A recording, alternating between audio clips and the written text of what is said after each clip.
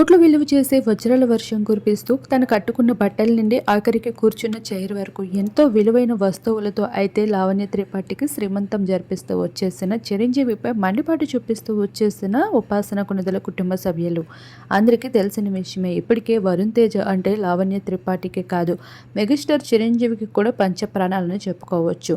ఇక నాగబాబు పిల్లలని పేరుకే తప్ప వరుణ్ తేజ్ అలానే నిహారికలని కన్న కూతురు కొడుకుల్లా చూసుకుంటూ వచ్చారు. వాళ్ళకి కావాల్సినవన్నీ ఇస్తూ వచ్చేశారు.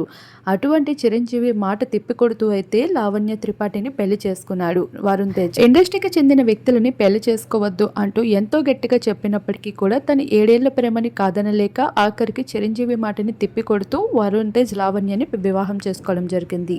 ఆ తర్వాత వీరిద్దరు దాంపత్యంలో ఎంతో అన్యోన్యత చూసి ఇకపోతే లావణ్య త్రిపాఠి వరుణ్ కోసం తన కెరియర్ని కూడా పక్కన పెట్టి ప్రెగ్నెన్సీ ప్లానింగ్తో అందరి ముందుకి వచ్చేయడంతో ఈ విషయంలో నా చిరంజీవి చాలా ఇంప్రెస్ అవుతూ వచ్చేశారు.